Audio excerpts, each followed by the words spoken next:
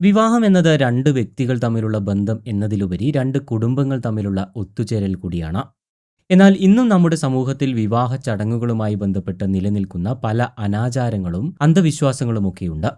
അത്തരം ആചാരങ്ങൾ പലരെയും മാനസികമായി തളർത്തുന്നതുമാണ്. അത്തരത്തിൽ തന്റെ വിവാഹ ദിവസം വിവേകശൂന്യമായ ചില ആചാരങ്ങളുടെ പേരിൽ മാറ്റി നിർത്തപ്പെട്ട സ്വന്തം അമ്മായിയമ്മയ്ക്ക് വേണ്ടി കരുത്തോടെ നിലകൊണ്ട ഒരു വധുവിന്റെ കുറിപ്പാണ് ഇപ്പോൾ സോഷ്യൽ മീഡിയയിൽ തരംഗമായിരിക്കുന്നത്. വിജിഷ എന്ന യുവതി പങ്കുവച്ച ഹൃദയസ്പർശിയായ അനുഭവക്കുറിപ്പ് ഇങ്ങനെയാണ്. വിവാഹം കഴിഞ്ഞ് കുറച്ചു മാസങ്ങളായി. ജീവിതത്തിലെ പുതിയൊരു അധ്യായത്തിലേക്ക് കടക്കുമ്പോൾ എല്ലാവരും തന്റെ പങ്കാളിയെക്കുറിച്ചാണ് വാചാലരാകാറുള്ളത്. എന്നാൽ എനിക്ക് പറയാനുള്ളത് എൻ്റെ അമ്മയെക്കുറിച്ചാണ്. എന്നെ പ്രസവിച്ച അമ്മയെപ്പോലെ തന്നെ എൻ്റെ ഹൃദയത്തിൽ ചേക്കേറിയ വിവേകിന്റെ അമ്മയെക്കുറിച്ച്. വിവേകിന്റെ ആലോചന വന്നപ്പോൾ തന്നെ ചിലരൊക്കെ എന്നോട് ചോദിച്ചിരുന്നു, അച്ഛനില്ലാത്ത വീടാണ്, അമ്മയും മകനും മാത്രമാകുമ്പോൾ അവർ തമ്മിൽ ഭയങ്കര അറ്റാച്ച്മെന്റ് ആയിരിക്കും, നിനക്കവിടെ ഒരു സ്ഥാനം കിട്ടാൻ പ്രയാസമായിരിക്കുമെന്നൊക്കെ. പെണ്ണ് കാണാൻ വന്ന ദിവസം പോലും വിവേക് എന്നോട് സംസാരിച്ചത് മുഴുവൻ അമ്മയെക്കുറിച്ചായിരുന്നു. ചെറുപ്പത്തിലെ അച്ഛൻ മരിച്ചുപോയപ്പോൾ ബന്ധുക്കൾ കൈയൊഴിഞ്ഞതും ആരും സഹായത്തിനില്ലാത്ത അവസ്ഥയിൽ തയ്യൽ ജോലിയും മറ്റ് പല ജോലികളും ചെയ്ത് തന്നെ വളർത്തിയ ആ അമ്മയുടെ കരുത്തിനെക്കുറിച്ച് പറയുമ്പോൾ വിവേകിന്റെ കണ്ണുകൾ നിറയുന്നുണ്ടായിരുന്നു. എനിക്ക് സ്ത്രീധനമോ പണമോ ഒന്നും ആവശ്യമില്ല, എന്റെ അമ്മയെ മനസ്സിലാക്കുന്ന ഒരാളെയാണ് എനിക്ക് വേണ്ടത് എന്ന വിവേകിന്റെ വാക്കുകൾ കേട്ടപ്പോഴേ ഞാൻ ഉറപ്പിച്ചു, ഈ കുടുംബത്തിലേക്കാണ് ഞാൻ പോകേണ്ടത് എന്ന്. അങ്ങനെ പെണ്ണ് കാണലും വിവാഹ നിശ്ചയവുമൊക്കെ ഭംഗിയായി തന്നെ നടന്നു. ഒടുവിൽ വിവാഹ ദിവസം വന്നെത്തുകയും ചെയ്തു. താലികെട്ടും സദ്യയും ഒക്കെ കഴിഞ്ഞ് ഞാൻ എൻ്റെ വീട്ടുകാരോട് യാത്ര പറഞ്ഞ് അവിടെ നിന്നും ഇറങ്ങുമ്പോൾ ഉള്ളിൽ ചെറിയൊരു പേടിയുണ്ടായിരുന്നു. പുതിയൊരു വീട്, പുതിയ ആളുകൾ, അവിടെ എനിക്കൊരു മകളാകാൻ കഴിയുമോ എന്നൊക്കെയുള്ള ആശങ്കയായിരുന്നു മനസ്സിൽ. അങ്ങനെ വൈകുന്നേരത്തോടുകൂടി ഞങ്ങൾ വിവേകിന്റെ വീട്ടുമുറ്റത്തെത്തി. അവിടെ ഞങ്ങളെ സ്വീകരിക്കാനായി വിവേകിന്റെ ബന്ധുക്കളും അയൽവാസികളും ഒക്കെ ഉണ്ടായിരുന്നു. കാറിൽ നിന്നിറങ്ങുമ്പോൾ ഞാൻ ആദ്യം തിരഞ്ഞത് അമ്മയെയാണ്. വീടിന്റെ ഉമ്മറത്ത് നല്ല ഒരു സാരിയൊക്കെ ഉടുത്ത് കയ്യിലൊരു നിറദീപവുമായി അമ്മ നിൽക്കുന്നുണ്ടായിരുന്നു.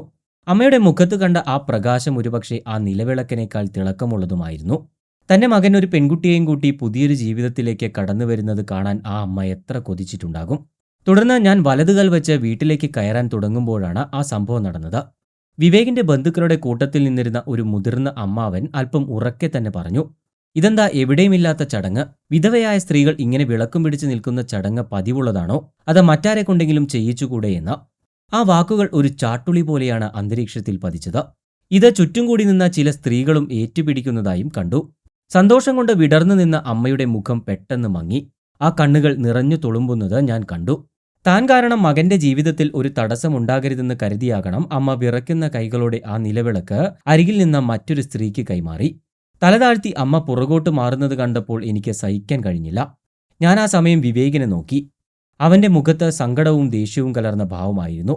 പക്ഷേ ഇനി അതിന്റെ പേരിൽ ഒരു പ്രശ്നമുണ്ടാകേണ്ട എന്ന് കരുതിയാകണം അവൻ ഒന്നും തന്നെ മിണ്ടിയില്ല. എന്നാൽ അവിടെ ഞാൻ തന്നെ സംസാരിക്കണമെന്ന് എനിക്ക് തോന്നി. വിവേകിന്റെ കൈകളിൽ മുറുകെ പിടിച്ച് ഞാൻ അമ്മയെ വിളിച്ചു. അമ്മ തന്നെ വിളക്കെടുക്കണം, അമ്മ തരുന്ന വിളക്കും വാങ്ങി മാത്രമേ ഞാൻ ഈ വീട്ടിലേക്ക് വലതുകാൽ വെച്ച് കയറൂ എന്നും പറഞ്ഞു. അതിലും വലിയ ഒരു ഐശ്വര്യം എനിക്ക് ജീവിതത്തിൽ കിട്ടാനില്ല എന്നും ഞാൻ ആൾക്കൂട്ടത്തിൽ വെച്ച് തന്നെ പറഞ്ഞു. ഇത് കേട്ടതോടെ പലരും എന്നെ അത്ഭുതത്തോടെ നോക്കി നിൽക്കുന്നതാണ് ഞാൻ കണ്ടത്. പക്ഷേ ആ സമയം വിവേക് എന്റെ തോളിൽ കൈവച്ചുകൊണ്ട് അമ്മയോട് പറഞ്ഞു, അമ്മേ, വിജിഷ പറഞ്ഞതാണ് ശരി.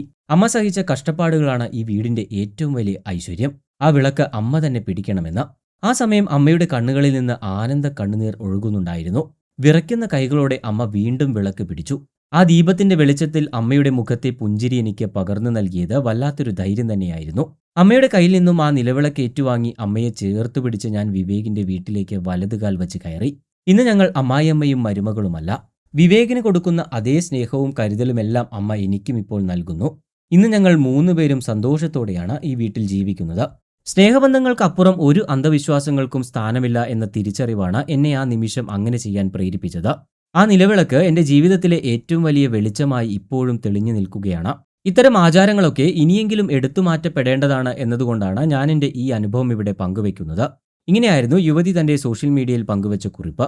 എന്തായാലും സംഭവം നിമിഷ നേരം കൊണ്ട് തന്നെ സോഷ്യൽ മീഡിയയിൽ വൈറലായി മാറുകയും ചെയ്തു. ഈ സംഭവത്തെക്കുറിച്ചുള്ള നിങ്ങളുടെ അഭിപ്രായങ്ങൾ കമന്റായി രേഖപ്പെടുത്താൻ മറക്കരുത്.